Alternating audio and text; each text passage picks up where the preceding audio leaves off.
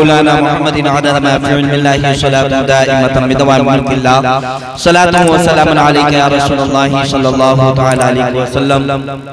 एक शायर कहता वो पथराई हुई आंखों को काजल भेज देता है, वो पथराई हुई आंखों को काजल भेज देता है, मेरे उलझे मसाइल का वही हल भेज देता है, मेरे उलझे मसाइल का वही हल भेज देता है।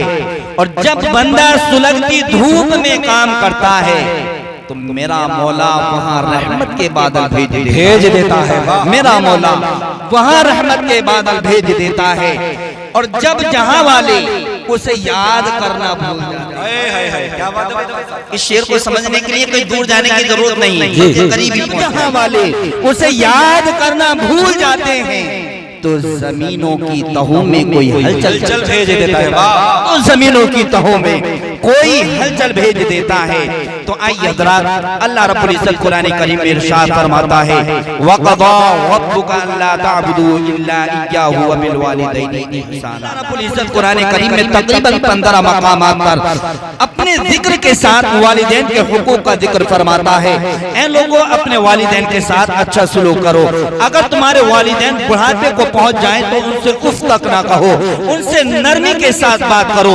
जैसे कि एक गुलाम अपने आका के सामने जाकर के नरमी के साथ बात किया करता है, हमें उसी अंदाज में अपने वालिदैन से बात करनी चाहिए। लेकिन प्यारे, अगर हम आज का माहौल उठा करके देखें तो इसी के बरअक्स नजर आता है। हर इंसान अपनी औलाद को पाला करता है, अपनी औलाद को परमान चढ़ाया करता है, यही मेरी औलाद बुढ़ापे में जाकर के लाठी बनेगी, ये मेरा सहारा बनेगी। लेकिन जब इंसान बुढ़ापे को पहुंच जाता है वही औलाद अपने बुढ़ापे, अपने बाप के बुढ़ापे की लाठी नहीं बल्कि उसको घर से बाहर निकाला करती है, तरह तरह की परेशानी दिया करती है। लेकिन प्यारे, ऐसा नहीं करना चाहिए। अल्लाह रब्बुल इज्जत इरशाद फरमाता है अपने वालिदैन से उफ तक ना कहो, क्योंकि प्यारे वालिदैन वो होते हैं जिनकी दुआ और बददुआ कबूल हुआ करती है, अल्लाह रब्बुल इज्जत की बारगाह में कबूल होती है। जैसे कि एक नबी की दुआ उम्मती के हक में कबूल होती है, उसी तरह वालिदैन की दुआ और बद्दुआ औलाद के हक में कबूल हो जाया करती है। शायर यूं कहता है, माँ की दुआ कभी खाली नहीं जाती, माँ की दुआ कभी खाली नहीं जाती और माँ की बद्दुआ भी टाली नहीं जाती। चंद बेटों को मजदूरी करके पाल देती है एक माँ, लेकिन चंद बेटों से एक माँ पाली नहीं जाती, चंद बेटों से एक माँ पाली नहीं जाती। प्यारे, वालिदैन की दुआओं का असर देखें। वालिदैन की दुआ इस कदर कबूल हुआ करती है, अगर कोई इंसान घर से बाहर निकले, कोई हादसा आने वाला हो, वालिदैन की दुआओं से वो टल जाया करता है, वो दूर हो जाया करता है।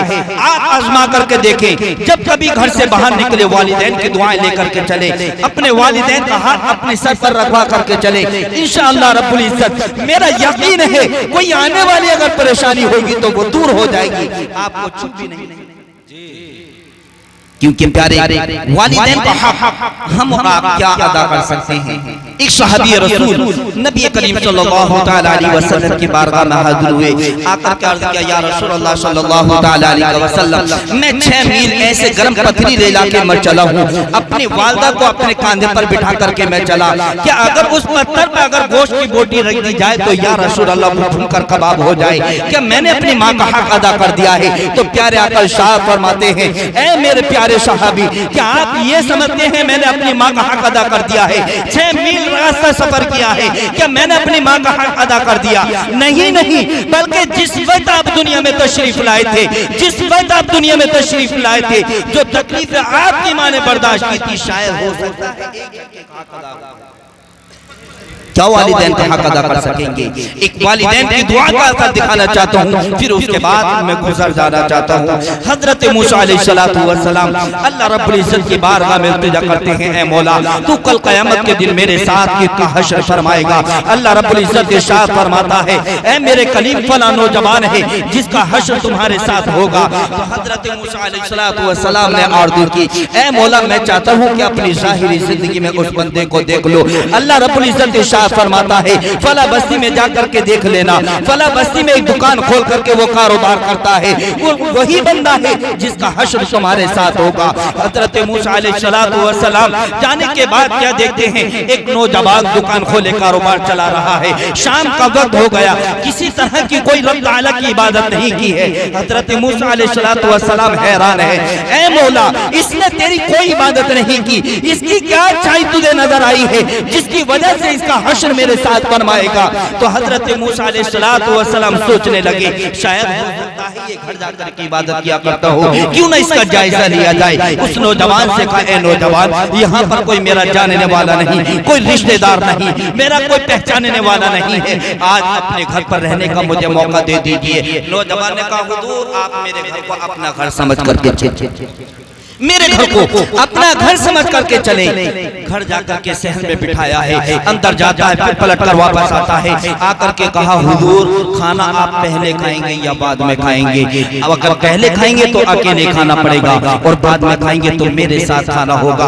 हजरत मूसा अलैहिस्सलातु वस्सलाम ने सोचा शायद हो सकता है इसी दरमियान ये इबादत किया करता हो, पहले खाऊंगा तो अकेले, बाद में खाऊंगा तो तेरे साथ खाना पड़ेगा, इस रात को जाना जाए। कहा ए नौजवान इसमें क्या राज की बात है, खाना पहले खाऊंगा तो अकेले खाना पड़ेगा और बाद में खाऊंगा तो तेरे साथ खाना होगा।